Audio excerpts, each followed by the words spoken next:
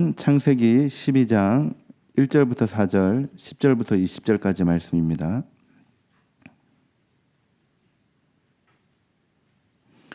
창세기 12장 1절부터 4절, 10절부터 20절까지 말씀입니다.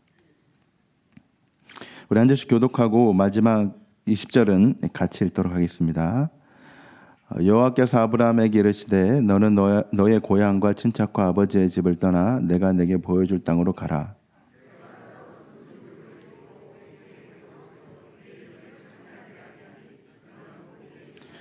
너를 축복하는 자에게는 내가 복을 내리고 너를 저주하는 자에게는 내가 저주하리니 땅의 모든 족속이 너로 말미암아 복을 얻을 것이라 하신지라.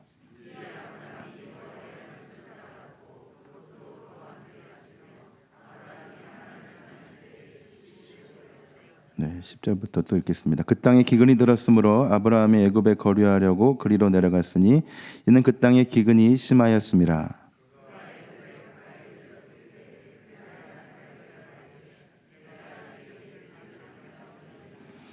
애굽 사람이 그대를 볼 때 이르기를 이는 그의 아내라 하여 나는 죽이고 그대는 살리리니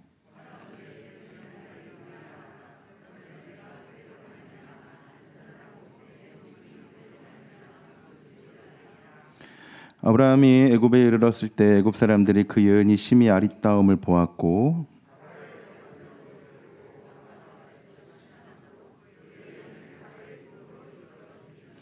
이에 바로가 그로 말미암아 아브라함을 후대함으로 아브라함이 양과 소와 노비와 암수 나귀와 낙타를 얻었더라.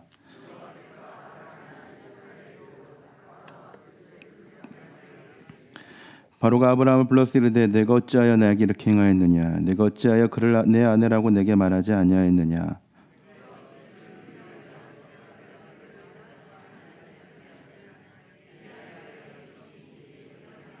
같이 읽겠습니다. 바로가 사람들에게 그의 일을 명하매 그들이 그와 함께 그의 아내와 그들 모든 소유를 보내었더라.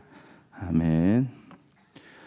네, 오늘 낯섦의 은혜라는 제목을 가지고 여러분들과 말씀을 나눌 텐데요.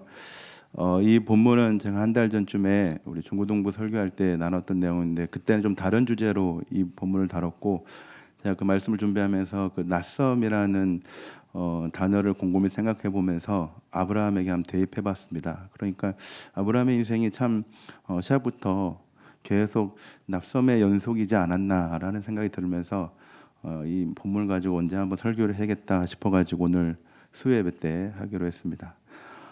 낯섦이라는 단어이기 때문에 제가 좀 오늘은 평소와 좀 다르게 낯설게 여러분들과 설교를 좀 나누겠습니다.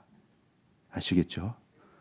저가 굉장히 어색하거든요. 지금도 낯섦이 보일 테니까 잘 적응하셔서 오늘 이 수예배에 정말 하나님께서 어떻게 우리에게 은혜를 베푸시고 또 어떤 말씀을 우리에게 또 이 말씀을 통해 주실지 너무나도 익숙한 말씀이잖아요. 이미 이 말씀은 여러분들이 살아오시면서 얼마나 많이 들었겠습니까? 그죠? 안 그러니까 여러분 표정 거의 안 들으신 표정인데 얼마나 많이 들으셨으면 그죠? 여러분 제일 좋아하는 본문이 아브라함이 아내 사라를 애굽 왕에게 누이라 속이는 거거든요. 남편들에겐 굉장히 기죽는 본문이거든요. 아내들에겐 굉장히 어깨가 으쓱해지는 그런 본문인데 여하튼 이 본문이 과연 우리에게 어떤 말씀을 주는지 한번 확인했으면 좋겠습니다. 아이스 브레이크로 제가 예전에 나눴는가 모르겠는데 한번 제 이야기를 좀 해보려 합니다. 제가 이제 하얀마을 근처에 삽니다. 하얀마을에 보면 그 노브랜드가 있습니다. 노브랜드에 가서 이제 아마 제가 한 번 했던 것 같은데요. 저기 멀리서 익숙한 사람이 이제 있는 겁니다.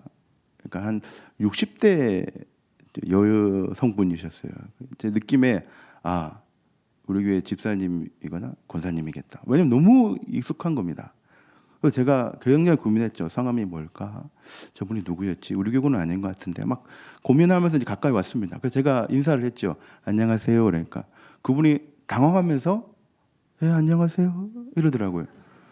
그러니까 뭔가 교인이면 예 목사님 반갑습니다 이래야 되는데 안녕하세요 이러더라고요. 그냥 뭔가 이상해서 뭐지? 저분이 우리 교회 아니셨나? 그래가지고 계속 노브랜드를 돌면서 생각을 했습니다. 누굴까? 노브랜드 딱 나오고 나서 집에 딱 들어가는 순간 누군지 알았습니다. 예, 제가 자주 가던 붕어빵 아줌마였습니다. 예. 붕어빵 아줌마가 저희 교회 권사님이신 줄 알고 집사님 줄 알고 인사를 했죠. 왜냐하면 굉장히 제가 그분 얼굴을 잘 알거든요. 예, 그 붕어빵을 살려면 한 30분 기다려야 되거든요. 30분 동안 뭐 하겠습니까? 아줌마 얼굴만 보거든요. 예, 빨리 안 주나, 빨리 안 주나. 아줌마가 예, 교인인 줄 알고 예, 낯설게 그 느껴지는 그 느낌적인 느낌이 있거든요. 그래서 인사를 했었습니다. 여러분 혹 그런 적이 있지 않습니까? 뭔가 누군가를 마주쳤는데 익숙한 것 같기도 하고 낯설기도 하고 교인 같기도 하고 아닌 것 같기도 하고 그럴 때 어떻게 해야 됩니까? 먼저 인사부터 해야 됩니다. 예, 뭐 기든 아니든 예, 쪽팔리면 모르겠고 인사부터 안녕하세요 해야 됩니다. 예, 그분이 받든 안 받든. 여러분 우리가 낯설다는 거 참 우리의 마음을 또 우리의 몸을 불편하게 합니다. 언제 한번 제가 이제 소파에 이렇게 앉아 있었습니다. 소파에 앉아 있는데 저녁이었거든요. 앉아 있는데 아내가 저녁 8시에 막 청소를 하더라고요. 그래서 제가 하지 마라. 저녁에 시끄러우니까 하지 마라. 그러니까 시끄러우니까 하지 말라가 아니라 내가 소파에 쉬고 있으니까 좀 편하게 쉬었으면 좋겠다. 예, 이렇게 제가 이제 얘기를 했습니다. 이제 막 하다가 이제 제가 누워 있었거든요, 소파에. 그래서 아내 보고 이제 하지 말라 하니까 아내가 가만히 쉬라고 하더라고요. 전에와 다르게.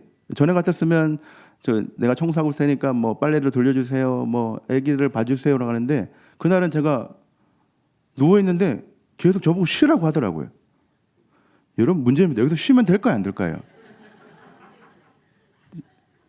될까 안 될까요? 괜히 그때부터 계속 머리가 막 돌아갔습니다. 쉬어야 될까? 예, 뭘 움직여야 될까? 굉장히 쉬면 여기서 영원히 쉴 것 같고 굉장히 많은 고민을 했습니다. 계속 소파에 가만히 있으라고 청소는 내가 할 테니까 계속 가만히 있으라고 하더라고요. 그래서 저는 가만히 있었습니다. 예. 경상도 남자이기 때문에 예. 그래서 저보고 발을 들으라 하더라고요. 발까지는 들어줬습니다. 그래서 계속 청소를 했죠. 그런데 제 아내의 모습이 낯설었습니다. 차라리 욕이라도 한 바가지 했으면 뭔가 마음이 좀 편할 텐데 그렇지 않고 막 더 쉬라고 하니까 낯설게 느껴졌죠. 또 제가 어떤 일이 있었냐면 아직도 기억납니다. 초등학교 2학년 때 저도 이제 갑자기 이제 이상한 데가 있거든요. 제 스스로가 2학년 때 갑자기 공부가 하고 싶어지더라고요. 갑자기 공부가 하고 싶어서 책상에서 막 공부를 했습니다. 근데 굉장히 저에게 낯선 모습이거든요. 근데 저희 어머니께서 방문을 열었는데 제가 공부를 하고 있으니까 저희 어머니도 굉장히 제 모습이 낯선 겁니다. 그래서 어머니도 저를 딱 보더니 하시는 말씀이 그 밤이었는데 김밥 싸줄까 이러더라고요. 그 밤에. 그 저도 그 엄마의 모습이 굉장히 낯설었거든요. 저도 낯설고 엄마도 낯설고. 그 엄마가 밤에 김밥을 싸서 이렇게 저 앞에 이렇게 줄더라고요. 김밥을 싼 엄마도 어색하고 공부를 하는 나도 어색하고 굉장히 서로가 이 낯선 모습을 서로 보였거든요. 여러분 뭔가 내 주변에 좋은 일이라도 낯선 모습이 내게 다가오면 우리가 의심을 하게 되고 그것에 대하여 적응하지 못하는 경우가 참 많습니다. 제가 여러분들에게 이렇게 설교를 하고 또 제가 만날 때 김용배 목사님처럼 안녕하세요 라고 이렇게 좀 진지하게만 하면 여러분 네, 그렇죠. 제가 화났나 생각했겠죠. 정 목사님 저런 사람이 아닌데 항상 어떤 농담을 할까 어떤 유머를 할까 항상 기대감이 있는데 그냥 진지하게 안녕하세요 반갑습니다 인사도 들리지도 않고 축복합니다 사랑합니다 승리하세요 안녕히 사세요 행복하세요 그냥 낯설다는 거죠. 여러분 이렇게 사람의 낯섦도 있는데 또 생각해 보면 그 환경의 낯섦도 있는 것 같습니다. 남편들은 이직하게 되면 그 환경의 낯섦이 찾아오죠. 또 자녀들에게는 이 전학이라는 걸 가게 되면 낯설고요. 또 우리 아내 성도님들에게는 이사하게 되면 또 그 환경에 적응하느라 굉장히 낯설게 됩니다. 또 여러 가지 이유로 또 다양한 이유로 우리가 교회를 옮겨야 할 때 교회를 적응하는 것이 또 낯설기도 하죠.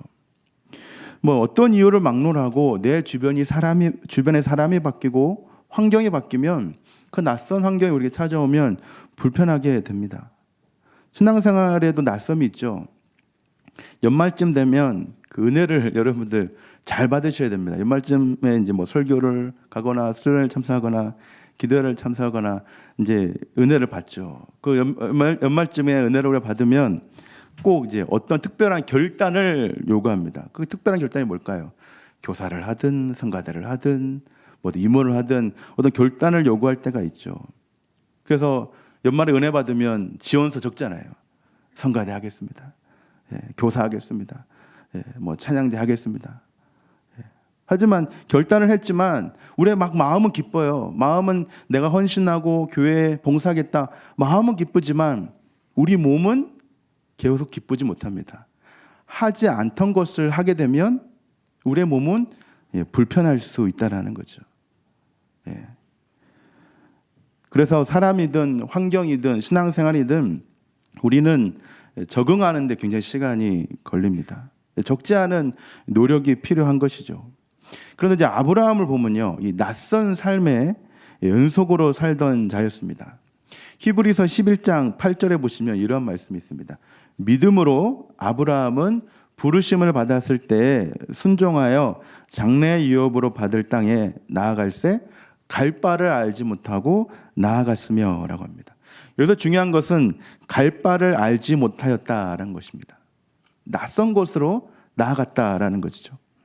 모든 것이 낯설고 전혀 익숙하지 않은 곳에 아브라함은 첫 발을 내딛었습니다.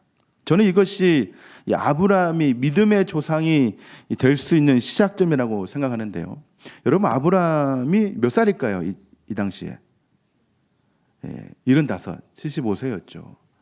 이 성도분들 중에 70, 우리 75 되신 성도분도 있는지 모르겠지만 여러분 75세 모든 가족을 데리고 고향을 떠나서 전혀 알지 못하는 땅으로 간다. 여러분, 이 당시 아브라함이 75이라 했는데 뭐 고대 사회니까 아브라함이 뭐 75이라도 저처럼 뭐 40대의 나이겠지, 그런 건강함이 있겠지. 아닙니다. 이 당시 아브라함은 할아버지였죠.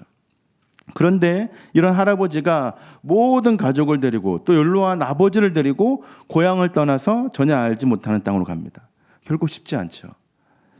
하지만 이런 낯선 현장과 익숙하지 않은 현장, 갈 바를 알지 못하는 것이 이 아브라함을 변화시키는 아주 특별한 계기가 되었습니다.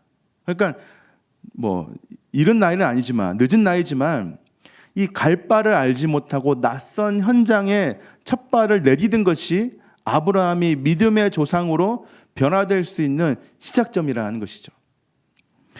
제가 이제 부천으로 올라오게 되었을 때 정말 말로는 들었지만 이렇게 낯선 곳인지 몰랐습니다. 제가 뭐 서울야 경기도야 이렇게 잠깐 왔다 갔다 한 적은 있지만 뭐 부천, 뭐 서울이든 뭐 대한민국 사람 사는 곳은 다 똑같겠지 했습니다. 근데 올라왔는데 교통이 다르고요, 문화가 다르고 사고가 다르고 음식도 다르고 말투가 다르더라고요. 왜 순대를 소금에 찍어 먹는지 이해가 아직도 안 됩니다. 소금은 막장에 찍어 먹어야 맛있는데 전라도는 초장에 찍어 먹는다 하더라고요. 왜 순대를 거기에 찍어 먹어야 되는지, 왜 장례식장 가는데 수육이 안 나오고 편육이 나올까? 막 그런 막 문화, 음식도 다르죠. 그 어느 날 제가 이제 애들 데리고 키즈 카페를 갔습니다. 이제 사투리를 쓰면 안 되잖아요. 그래서 연습을 많이 했습니다. 어른 둘에 아이 셋 주세요. 이렇게 서울 사람 같지 않습니까? 어른 둘에 아이 셋 들어갑니다. 표 주세요. 굉장히 이렇게 부드럽게 서울말을 준비했는데 표 꺼낼 때까지 잘 얘기했습니다. 어른 둘에 아이 셋이요. 굉장히 이제 서울 사람처럼 했는데 다운이가 막 뛰어가더라고요. 제가 다운이의 뒷모습을 한 마디 했습니다. 이리 온나! 네. 저도 모르게 그냥 사투리가 이리 안 오나! 하는 그분이 이상하게 바뀌었죠. 방금까지 서울말 쓴 사람이 갑자기 사투리 쓰면서 이리 온나 하니까요. 하지만 여기의 삶이 좀 힘들었지만 제가 사역을 함에 있어서 또 다른 계기가 되고 기회가 될 수 있다는 생각을 하게 되었습니다. 제가 이제 마산에서 올라올 때 그 교회 목사님, 담임 목사님께서 계속 하신 말씀이 뭐냐면 수도권을 경험해봐야 된다. 수도권을 경험해봐야 된다. 갈 때도 수도권을 경험해봐야 된다. 이제 짐 싸서 올라가는데 또 뒤에다 대고 수도권을 경험해봐야 된다. 그 목사님 뭐 수도권 한 10년 사신 줄 알았어요. 근데 알고 보면 3년 사셨더라고요. 뭐 수도권을 경험해봐야 된다. 경험하니까 저에게 굉장히 유익하고 왜 가봐야 되는지, 왜 이렇게 사고가 다르고 문화가 다르고 말투가 다르고 이 사람들을 내가 왜 만나야 되는지 이해가 되더라고요.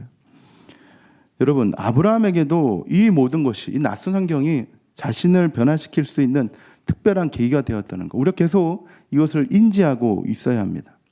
그래서 오늘 우리가 너무나 잘 아는 이야기지만 이 아브라함이 갈대아 우르부터 또 롯과 헤어지는 것까지 보면서 과연 아브라함이 어떻게 자신의 삶을 은혜 가운데, 이 낯선 삶을 은혜 가운데 변화시켰는지 한번 살펴보았으면 좋겠는데요.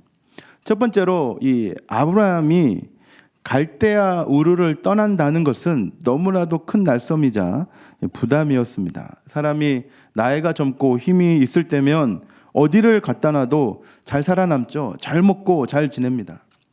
제가 한 달 전에 이제 중고등부 애들 수련회를 갔는데 어떤 아이들이 주는 대로 먹고 또 주는 대로 먹습니다. 그러니까 어느 정도 이게 사람이 배라는 게 차면 이 뇌에서 먹지 마라 해야 되거든요.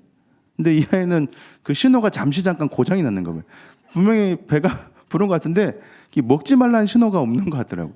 제가 새벽에 이제 밤에 짜파게티를 끓여줬습니다. 짜파게티 끓여주는 목사님입니다. 그래서 한 5개 끓였거든요. 그 2명이 먹더라고요. 근데 더 달라 하더라고요. 여러분 2명이서 5개를 금방 먹더라고요. 무슨 콩국수 먹듯이 후루룩 마시더라고요. 그래서 이슬기 집사님하고 수소문해가지고 그 섬에 또 그 라면을 또 사러 갔습니다. 제가 사러 간 사이에 또 과자를 먹고 뭘 먹고 있더라고요. 그러면서 근데 그거 아십니까? 제가 라면을 주기 전에 저녁은 돼지고기였다는 걸. 아이고, 그렇죠. 굉장히 잘 먹더라고요. 제가 지금 아이를 키우는 건지 소를 키우는 건지. 그 어머님께서 저희 이제 종고동 수련회 가서 후원을 해주셨는데 후원을 왜 해주시는지 알겠다. 이게 회비 갖고는 이 아이의 목성을 이미 그 회비는 초과했습니다. 이미 그 저녁 이전에 초과했고 왜 후원을 어머니께서 해주시는지 그제서야 알겠더라고요. 여튼 이렇게 젊으면 모든 걸 다 감당할 수 있죠. 어디 내놔도 뭐 돌이라도 씹어 먹을 수 있지 않습니까? 그런데 아브라함은 나이 75세에 전혀 다른 곳을 떠나는 것도 어려운데 그곳이 어떤 곳인지도 모릅니다. 쉽게 말해 어느 날 이 낯선 하나님께서 낯선 음성을 들려주시면서 낯선 곳으로 가랍니다. 그래서 어느 날 이제 아브라함이 아내 사라에게 말했겠죠. 여보, 어떤 하나님이 우리 보고 지시활동으로 가래. 그러면 이 아내가 그럼요. 제가 지아비를 섬기는 마음으로 따라갈 거예요. 이런 말이 나올까요? 여러분 그렇게 하겠습니까? 그렇게 하시겠어요? 한번 여쭤볼까요? 천영숙 권사님 그렇게 하실 수 있겠어요? 장로님께서 오늘 다시 우리 하나님께서 마산으로 내려가자 하시네. 그럼 마산으로 내려가시겠습니까? 못 내려가죠. 쉽지 않다라는 거죠. 근데 사례가 물었겠죠. 하나님이 누군데요? 하나님이 어디로 가라는데요? 그러니까 아브라함이 뭐랍니까? 나도 잘 몰라. 그냥 지시할 땅으로 가래. 이렇게 갔겠죠. 여러분, 가야 될 이유가 있으면 가야 됩니다. 우리가 합리적으로 그곳이 어떤 곳인지 왜 가야 하는지 이해하지 못해도 가라고 하면 가야 되죠. 아까도 말씀드렸지만 저도 아이 셋 들고는 알겠죠. 데리고 아내랑 올라오는 것이 쉽지 않았습니다. 그런데 가라고 하니까 가야 될 이유가 있으니까 올라온 것이죠. 아브라함과 사라는 제가 이 올라온 것보다 부천에 올라온 것보다 더 큰 고민이었고 어려움이었습니다. 그런데 더군다나 가는 길에 아버지 데라가 하란에서 죽고 맙니다. 아버지 데라가 죽으면 아브라함이 생각이 들지 않았을까요? 내가 뭔가 잘못 선택한 걸까? 다시 돌아가야 되지 않을까? 아버지까지 죽었는데 내가 과연 이 길을 걸어가야 되는 것인가? 그런 의구심이 들지 않겠습니까? 어딘지도 모르고 아버지까지 죽으면 자신의 신념이 흔들리는 것은 당연합니다. 정상적인 사고가 있다면 백해서 다시 고향으로 돌아가야 합니다. 누구처럼요? 나오미처럼. 나오미도 모압에 갔지만 모두가 죽으니 다시 베들레헴 땅으로 돌아가지 않았습니까? 아브라함이 여기서 포기해도 누구도 뭐라 할 수 없었습니다. 아버지까지 죽었기 때문에 그냥 돌아오는 것이 가장 합리적이고 당연합니다. 하지만 아브라함은 돌아가지 않았습니다. 우여곡절 끝에 낯선 곳, 이 가나안 땅에 도착하게 됩니다. 근데 가나안 땅에 도착하자마자 무엇이 생겼습니까? 오늘 성경에 보시면, 저를 보지 마시고 성경에 보시면 무엇이 들었습니까? 기근이 들었다고 합니다. 생각해 봅시다. 여러분, 한국이 너무 힘들어서 여러분들이 아메리칸 드림, 미국에 살러 갔습니다. 이민. 그런데 미국에 가자마자 미국에 IMF가 터졌다. 여러분 기쁘시겠습니까? 아니죠. 하나님이 무심해도 너무 무심합니다. 아버지도 죽고 죽을 똥 살 똥 이렇게 왔으면 적어도 기본은 하게 해주셔야지. 이 갈대아우를 떠나서 이 가나안 땅에 왔으면 적어도 그냥 어느 정도 정착할 수 있는 그런 기본적인 환경을 마련해 주셔야 되는데 그만 여기에 기근이 들었습니다. 여러분, 아브라함에게 이 기근이라는 것은 너무나 낯선 환경이었습니다. 아브라함이 살던 곳은 갈대아우르였는데 거기는 유브라데 강과 티그레스 강이 만나는 지역입니다. 그러니까 큰 강이 지나가는 곳이었기 때문에 물이 굉장히 넘치는 곳이었고 풍부한 곳이었습니다. 어느 곳에든지 물을 끌어다 들일 수 있는 그런 땅이었습니다. 하지만 지금 이 가나안 땅은 물을 끌어들일 수 있는 장소가 아니라 하염없이 비를 기다려야만 한 그런 척박하고 가뭄이 심한 땅입니다. 굉장히 아브라함에게는 이 땅이 낯선 곳이죠. 강이 있는 곳이 아니라 비를 기다려야 되기 때문에. 이러한 기근이 심한 곳이라는 것을 아브라함이 예상했다면 과연 그 고향인 갈대아우르를 떠날 수 있겠습니까? 여러분, 생각해 보면요, 하나님 뜻대로 산다고 해서 우리의 인생이 장밋빛 인생이 되는 것은 아닌 것 같습니다. 아브라함도 하나님 뜻 가운데 왔지만 이 아브라함의 삶이 장밋빛 인생이 아니라 기근이 가득한 삶이었지 않습니까? 더군다나 6절에 보면 어떤 말씀이 있습니까? 그때 가나안 사람이 그 땅에 거주하였더라.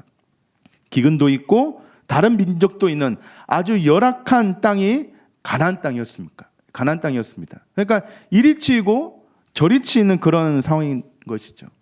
이쯤 되면 이 아브라함 마음에 인간적인 그 원망의 마음이 들었을 것입니다. 뭔가 내 상황에 변화가 있는 것이 아니라 자꾸 고난의 연속이면 우리 삶 가운데 원망이 들지 않겠습니까? 제가 어렸을 적에 저희 이제 어머니께서 한 교회에 가셔서, 저희가 초읍에 살았는데 그 초읍교회라는 곳에 가셔서 맨날 우셨습니다.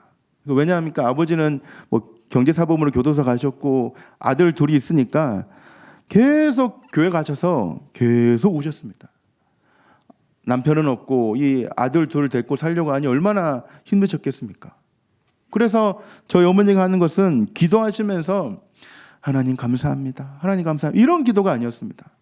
하나님 앞에 항상 원망하는 기도였고 자신의 신세를 한탄하는 기도였습니다. 굉장히 힘들었다는 것이죠. 아브라함도 이런 마음이 들지 않았을까요? 나를 따라 아내도 왔고 조카도 왔고 여러 식솔도 왔는데 풍요로운 물이 있는 것이 아니라 기근이 가득한 그런 환경에 처했으니 얼마나 하나님이 아브라함은 원망했겠습니까? 생각해보면 성도 여러분, 인생의 승자는 아브라함에게나 그리고 우리에게나 참 쉽지 않은 과정인 것입니다. 여하튼 이 기근으로 고생하는 아브라함은 이제 어디로 갑니까? 본능 따라 애굽으로 갑니다. 왜 애굽으로 갈까요? 문제입니다. 왜 애굽으로 갔겠습니까? 왜 본능적으로 애굽으로 갔겠습니까? 아브라함은 뭐가 풍부한 곳에 살았죠? 물이 풍부한 곳에 살았죠. 그러면 기근이 들었기 때문에 물이 풍부한 나일강이 있는 애굽으로 가게 된 것입니다. 강물이 넘쳐나는 곳이죠. 그런데 거기서 또 예상치 못한 어려움이 찾아옵니다. 애굽의 남녀노소 지위고하를 막론하고 사라의 이 아름다움에 애굽 사람이 쏙 빠져버립니다. 이때 사라가 몇 살이었을까요? 여기서 제일 아리따운 여인, 제 아내처럼 34살이었을까요? 몇 살이었을까요? 최소 쉰이 아니죠. 65이었습니다. 네, 65이죠. 그럼 이 당시에 65, 여기 성도분 중 65분 계시죠? 제가 한번 찾아봤는데 계시더라고요. 사라가 계시더라고요. 여기 사라가 여기 계시는데, 사라가 굉장히 얼굴도 탱탱하고 맨날 피부과 가서 보톡스 맞고 성형수술도 했고 이뻐서 애굽 사람이 그런 사라에게 빠졌을까요? 지금 사라는 어떤 어려움에 처해서 왔습니까? 기근이죠. 물이 없었죠. 물이 없으면 사람이 어떻게 될까요? 깨제제합니다. 먹을 물도 없는데 씻을 물이 어디 있겠습니까? 그런데 애굽 사람들이 사라의 이 아름다움에 빠졌습니다. 할머니인데 아름다움에 빠졌습니다. 왜 빠졌을까요? 오늘 시간 관계상 다 말씀드리지 못하고 알고 싶은 분들은 목요일 오전 10시 반에 창세기 성경반에 공부반에 오시면 제가 상세히 알려드리겠습니다. 제가 하고 있거든요. 그래서 저희 창세기 성경 공부반 오시면 왜 애굽 사람이 사라의 아름다움에 빠졌는지 1시간 내내 설명해 드리도록 하겠습니다. 오늘은 스킵하고요. 여하튼 이제 우리 남편들 굉장히 부담스러워하는 본문이 나옵니다. 아브라함이 그러죠. 아내 보고, 여보가 너무 아름다워서 애굽 사람들이 날 죽일 것 같아. 그러니까 이제 여보가 아니라 내 누나야. 이러면 여러분 아내 성도님들, 그래 내가 누나 할게, 이런 마음 들겠습니까? 너무 배신감 느끼지 않겠습니까? 그 경상도 남자들은 딱 이러면 내가 죽어도 니는 내가 지켜줄게 막 이런 마음이 있어야 되는데, 내가 살아야 되니까 여보 누나라 부를게, 사라 누나 이래 했겠죠. 여러분, 이러한 모습은, 아브라함의 이런 모습은 사라에게도 낯선 모습입니다. 내 남편이 나보고 누나라고 하고 애굽 사람을 속이고 결국 바로왕까지 속이는, 정말 치졸한 모습이고 남편의 낯선 모습이지 않겠습니까? 아마도 아브라함이 자신의 인생이 너무 비루하니까 나름의 요롱이 생겼던 것 같습니다. 그런데 참 감사하게도 하나님께서 그날 신방을 가십니다. 누구에게 신방을 가실까요? 바로에게 찾아갑니다. 바로에 찾아가서 노크를 했겠죠. 바로야 노크 했겠죠. 하나님께서. 상상력 한번 발휘해 봅시다. 바로왕 보고, 바로야 너 사라랑 결혼하면 내가 축복해 줄 거야, 이렇게 했을까요? 하나님께서? 건들면 너 죽는다, 이랬겠죠. 바로가 그럽니다. 너 때문에 내가 저주를 받을 뻔했다. 하나님께서 그 바로왕에게 애굽 가운데 재앙을 내리시죠. 그리고 바로는 다시 아브라함에게 얘기합니다. 왜 날 속였냐? 너 때문에 내가 죽을 뻔하지 않았냐라고 합니다.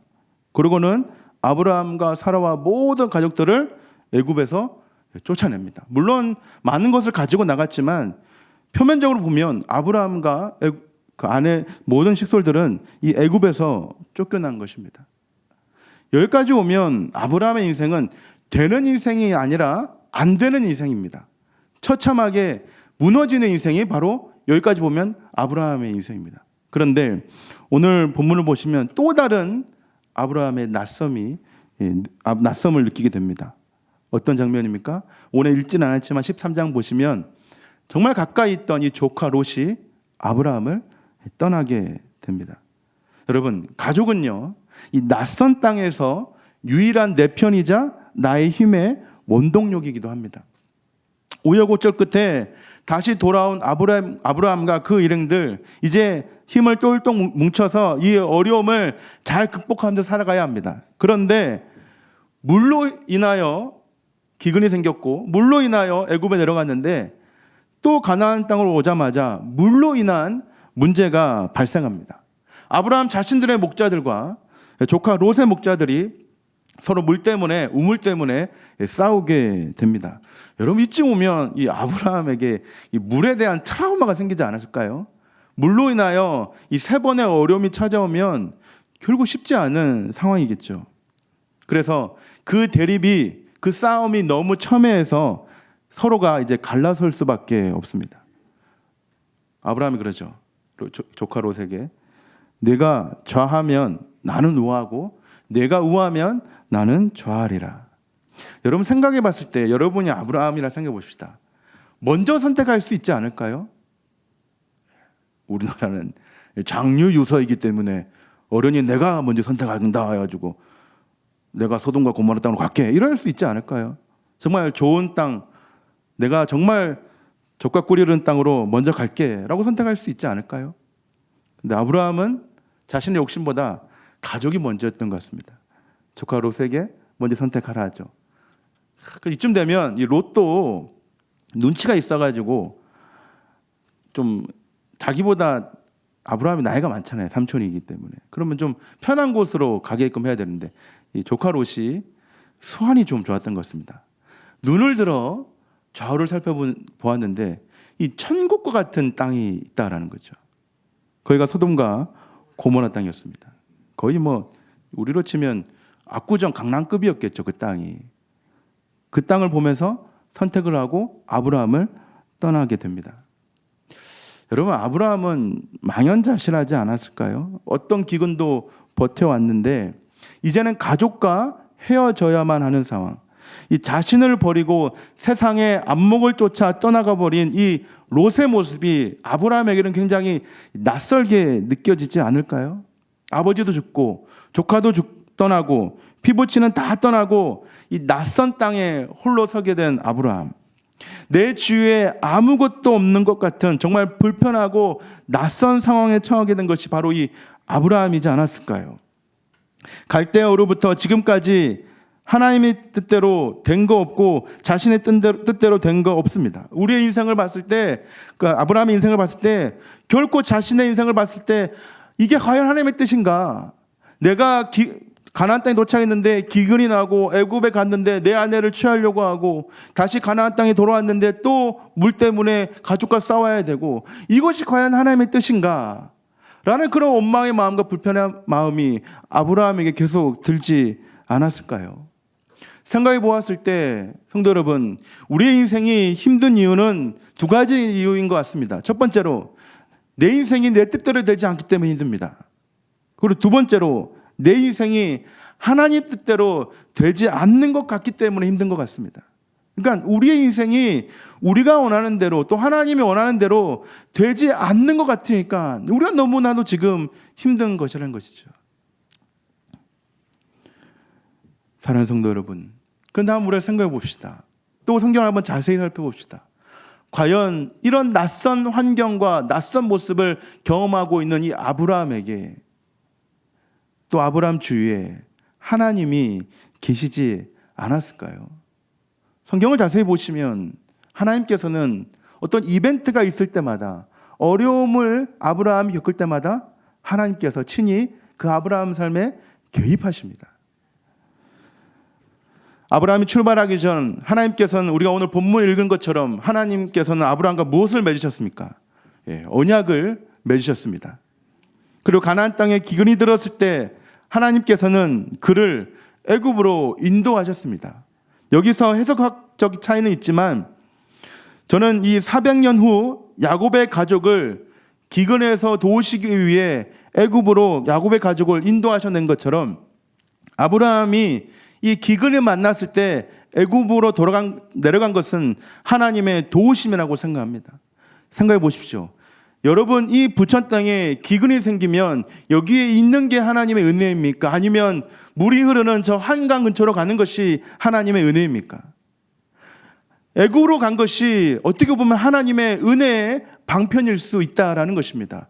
아니, 내가 가나안 땅을 포기했기 때문에 하나님께서 지시할 땅인 이 가나안 땅을 포기하고 내가 애굽에 내려갔기 때문에 내가 잘못한 것은 아닐까? 아니라는 것이죠. 하나님은 아브라함과 그의 가족을 보호하기 위해 애굽으로 잠시 피신시킨 것이죠.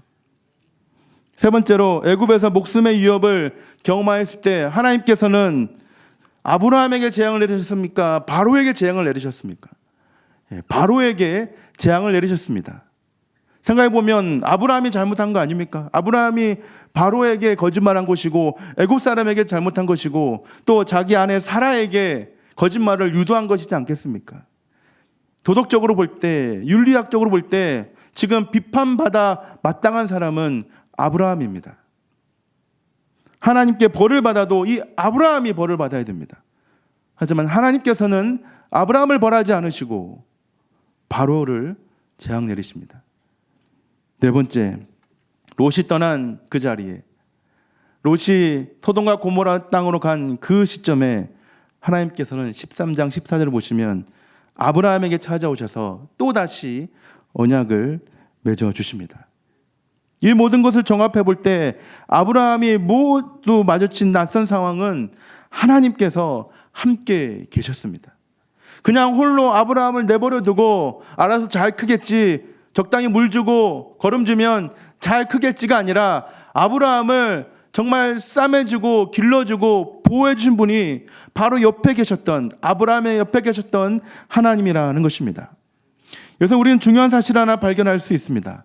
성도 여러분, 우리에게 닥쳐진, 우리 주변과 환경에 닥쳐진 이 낯선 우리의 삶이 은혜가 되기 위해서는 하나님에 대한 신뢰가 있어야 한다라는 것입니다. 제가 처음에 청소를 하였을 때, 우리 아내가 청소하였을 때 낯선 우리 아내의 모습을 제가 말씀드렸습니다. 여러분, 제가 아내에 대한 신뢰가 그때 가득하였다면 청소를 하는 아내의 모습이 무서웠겠습니까? 정말 제가 아내를 신뢰했다면, 서로의 관계가 신뢰로 끈끈이 묶여 있었다면 쉬는 제가 불편했겠습니까? 아브라함이나 우리에게 중요한 것은 이 낯선 상황이 아니라 신뢰하지 못하는 우리의 모습입니다. 히브리서 11장 10절에 아주 중요한 말씀이 있습니다. 이는 그가 하나님이 계획하시고 지으실 터가 있는 성을 바랐습니다. 하나님에 대한 신뢰는 그냥 이루어지지 않습니다.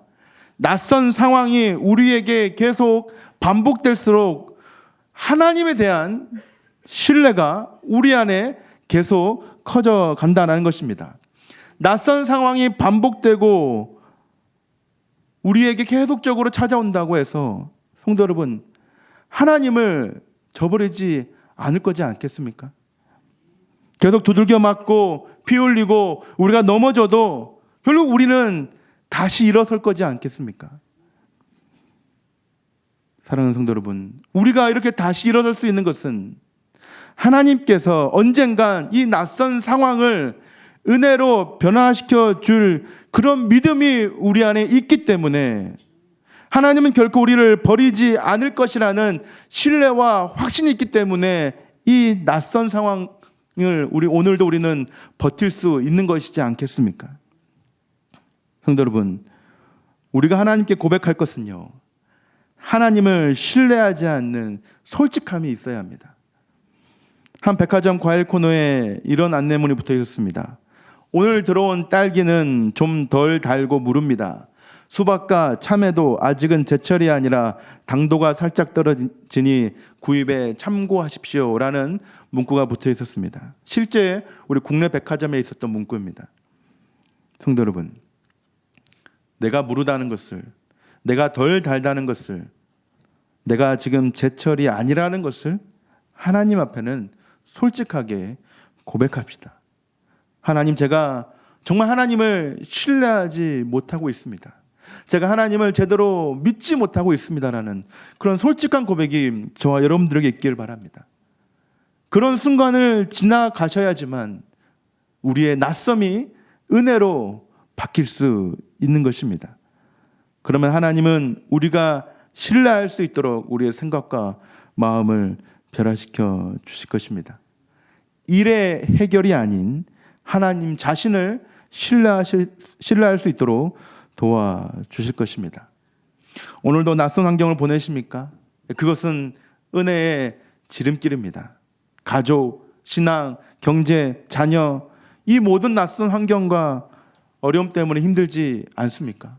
저도 요즘에 힘듭니다. 첫째, 다온이가 계속 반항을 합니다.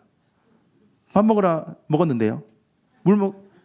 씻고 자라 씻었는데요. 제가 한번 뭐라 했습니다. 말하면 그냥 가라. 왜 자꾸 대꾸를 하냐. 더 크면 이제 밥 먹으라 하면 예. 문 잠그면서 예 이러고 다니겠죠. 저희 아이는 그렇지 않길 바라고 있습니다. 예. 제가 몽디를 들 수도 있을 것 같습니다. 낯설잖아요. 내 자녀도 낯설지 않습니까? 내 환경도 낯설지만 점점 커져가는 내 자녀들이 얼마나 낯섭니까? 성도 여러분, 이런 낯선 환경들, 낯선 우리의 주변, 그런 것 때문에 여러분 실족하거나 실망하지 마시고 하나님을 신뢰하면서 언젠간 내 자녀를 변화시켜 주시겠지, 언젠간 내 상황과 삶을 변화시켜 주시겠지, 언젠간 이 기근이 가득한 이 나의 삶을 하나님께서 변화시켜 주시겠지라는 하나님에 대한 신뢰와 확신이 있는 저와 여러분들이 되길 바랍니다. 그런다면 오늘 저와 여러분들의 인생이 신뢰로 가득한 인생, 하나님의 은혜로 가득한 인생으로 변화될 줄 믿습니다. 우리 말씀을 기억하시면서 찬양하겠는데요.